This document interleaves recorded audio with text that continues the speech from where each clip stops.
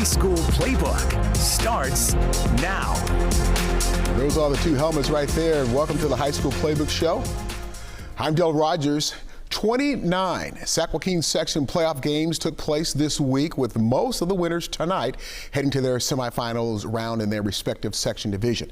Tonight we begin in Modesto, where the undefeated Downey Knights hosted the Granite Bay Grizzlies in a Division II contest.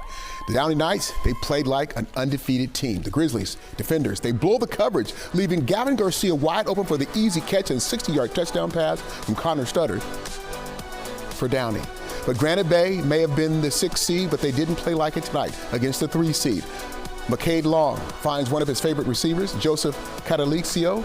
Granite Bay wins at the previously undefeated Downey Knights, final score 42-24. In Sacramento, the Christian Brothers Falcons hosting the Merced Bears in a Division III quarterfinal game tonight. First quarter for the CB Falcons. William Littlejohn puts it up for Phillip Bell. This guy climbs the ladder, comes down with the pill for the touchdown, giving Christian Brothers an early 14-0 lead. But the Bears from Merced stayed in the game all night long using this trick play. Jack Collins takes a handoff, finds Jordan Dupree in the corner of the end zone, but Christian Brothers still led 14-7. As tonight belonged to the Falcons. The game was tight, but Christian Brothers made the big plays when they needed to, like this William Littlejohn deep pass to Phillip Bell. That would set up another TD for the Falcons. Christian Brothers would hang on to beat Merced 28-21 is the final. In Tracy tonight, the Kimball Jaguars, who are playing in only their 3rd playoff game in school history, have the task of hosting the Lincoln Fighting Zebras from Lincoln. KSRA 3 Michelle Dapper made the trip to Tracy and has all the action from this Division IV playoff game. To the plains of the gridiron as the Kimball Jaguars host the Lincoln Fighting Zebras. Third quarter, Kimball up 12-6. Jaden McKee to Travis Marrero, the 40-yard connection to set up a 4-yard touchdown to take the 20-6 lead after the 2-point conversion. Lincoln responds on the kickoff. Great blocking as Dylan Fear heads towards the sidelines, outracing everyone, taking the rock to the house. 2-point conversion's no good. It's 20-12 Jags. Lincoln averages 35 points a game, but that didn't faze the Kimball defense. Ajon Jackson comes down with the interception. Have your moment, my man. And the Kimball offense capitalizes. McKee, beautiful pass to Dalton Anderson, 32-yard touchdown. 2-point conversion's no good as the lead extends 26-12. Lincoln not laying over. Thomas Mackay, the quick slant to Hayden Dotson. High steps in for the 40-yard score. They pull within 7. But the Jags defense came to play and pray. The Zebras get tricky, it doesn't pay off. Eric Nino comes down with the game-sealing interception for the Jags, and Kimball moves on, 26-19.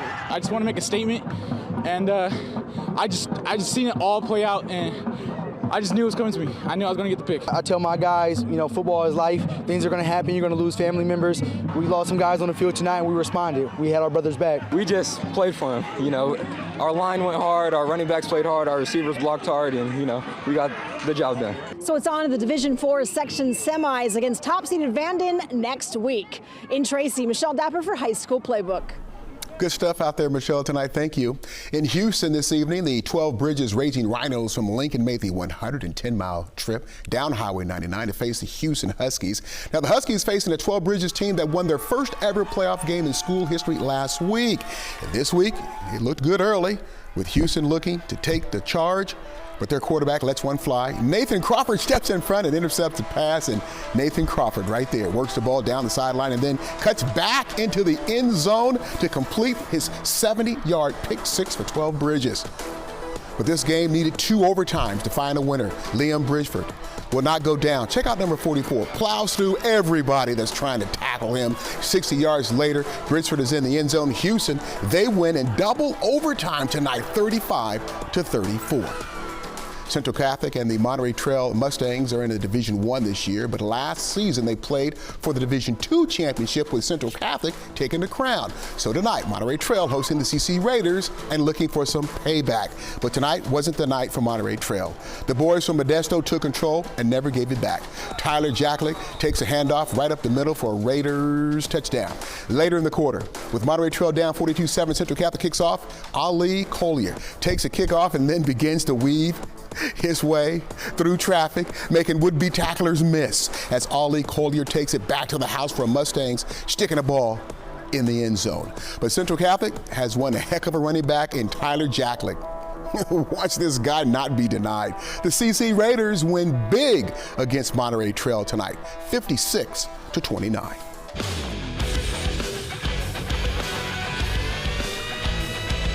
All right, as we do every week, it's time to show off our high school playbook playoff Great Clips Catch of the Week. And for week 2 of the playoffs, our high school playbook Great Clips Catch of the Week was turned in by West Park High School.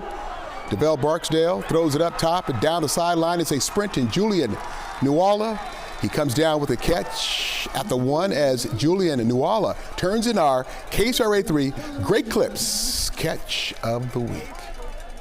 Well, to keep our promise of bringing you every aspect of Friday Night Football, it's time to introduce you to our playoff cheerleaders of the week.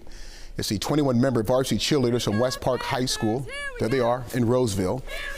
The West Park Panthers cheerleaders love to make their fans in the stands stand up and cheer every game as they cheer in West Park's first ever playoff game in school history. Special moment tonight for those young ladies. And they say they do it in their home stadium because they love to make their fans enjoy it.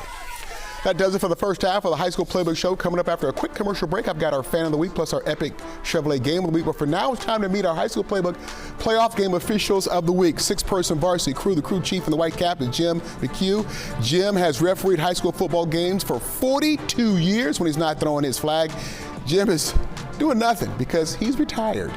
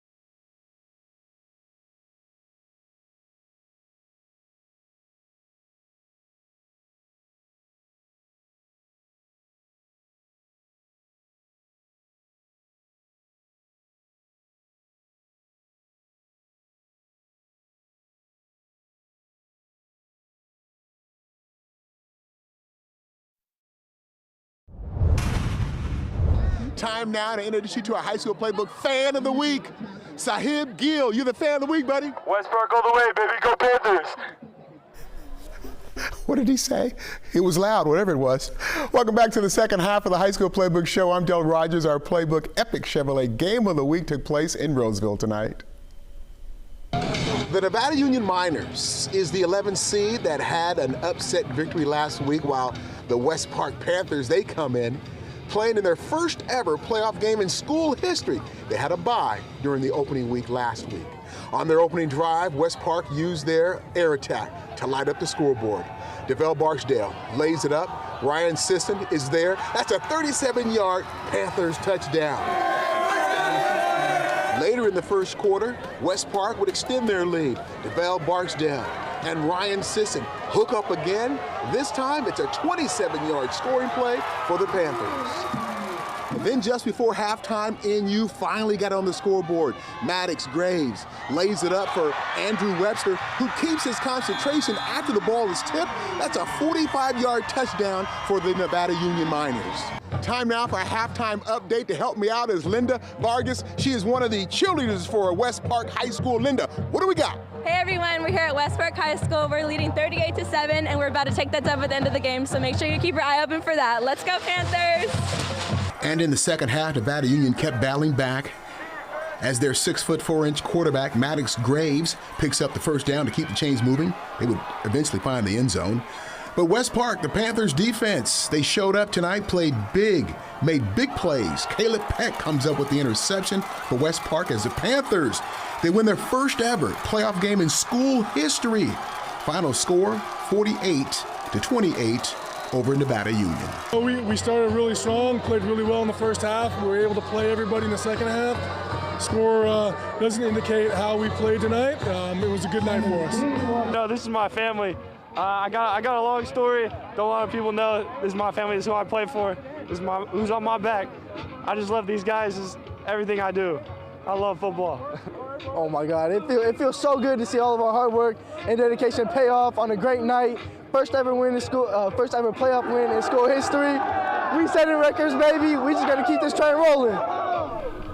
All right, congratulations, guys, once again. Now to a Division II quarterfinal game as the Antelope Titans make the short trip to Loomis to face the Del Oro Golden Eagles tonight.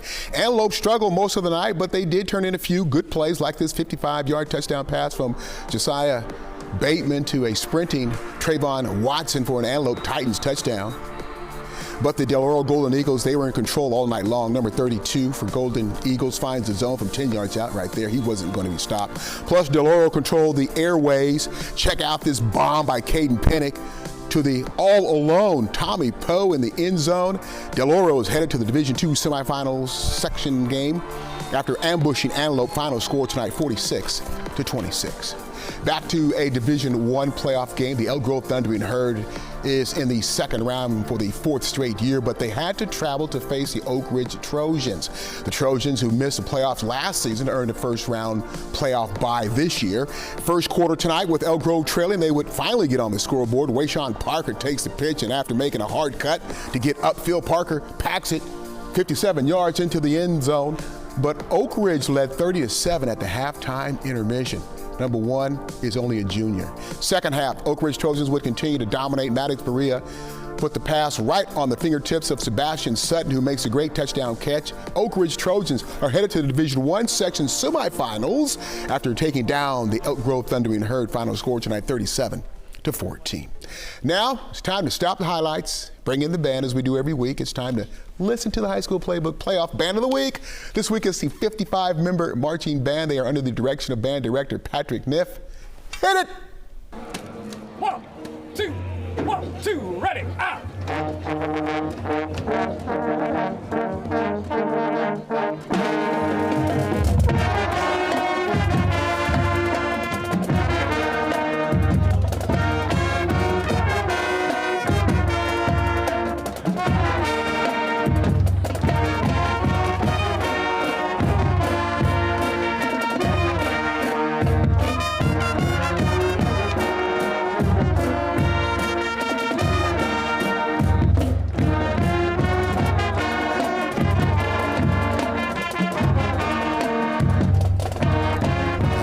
One heck of a horn section in that band. Now back to more Sac Joaquin section playoffs as the Jesuit Marauders, who play most of their games on Saturday, were in action tonight facing the Rockland Thunder in a Division II showdown. And would you believe these two teams have never met in the Sac Joaquin section playoffs until tonight? Jesuit, they battled all night long and made some great plays. Check out this one right here. They tried to make the game competitive and close. Number 17, Trenton Dewar, coming up with a great touchdown catch for the Jesuit Marauders. He didn't dance this time. But Rockland has too much horsepower under the hood. Mason Silva takes the rock, and this guy rolls into the end zone. Rockland would bounce Jesuit out of the playoffs. Thunder end on top tonight. Final score 34-13. In Patterson, the Roseville Tigers made the trip down Highway 99 to face the Patterson Tigers in a D-through battle. I like that move right there. First quarter stuff. Brandon Creighton connects with Christopher O'Neill. A great catch to pick up 10 yards for Roseville Tigers, coming right at you.